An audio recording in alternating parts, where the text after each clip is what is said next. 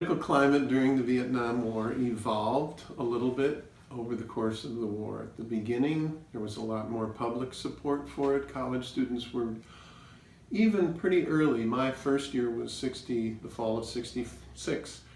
And even at that point, some college students were beginning to voice opposition to the war.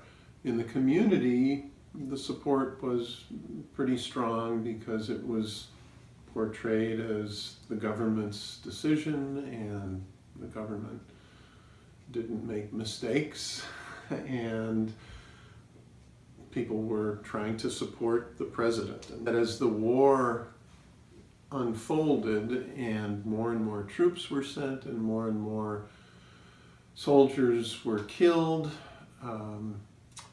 opposition to the war on campus grew. The mood changed dramatically from my first year to my senior year, and there were all kinds of protests throughout my time. I think the most memorable one was one morning, I can't remember now if it was in '68, I think it might have been in '68 or possibly in '67, when we woke up. It was a beautiful day, and Central Campus was covered with white crosses representing all of the men at the college who faced the draft. Yes, there was a large and growing divide between the campus and the town during my student years. The town's population, there's no way around using the word. It was politically much more conservative than the campus. And protests against government policies were taken to be incompatible with patriotism.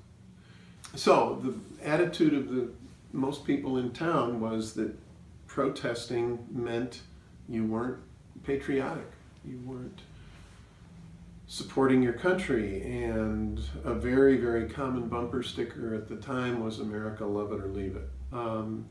But back then there were problems for everybody, and especially if you looked more hippie-ish. And, well, one of the goals for the Center for Prairie Studies is to build bridges, and then Monica Chavez's Office of Community Enhancement and Engagement was created to build bridges. Well,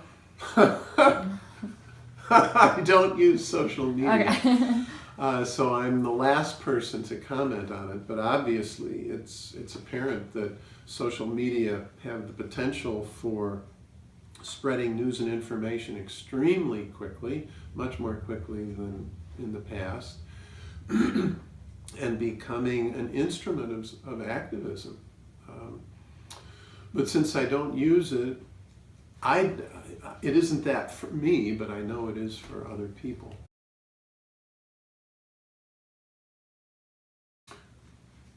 Then activism was pretty much associated with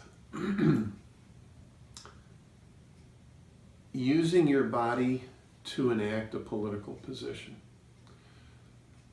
By going on a march, by lying down in front of a tank, by throwing rocks through windows, by a gamut of things across the spectrum of degrees of violence. But at one end, not violent at all. But it was actually using your body to do something. I think I have since changed my definition of activism to include a lifestyle.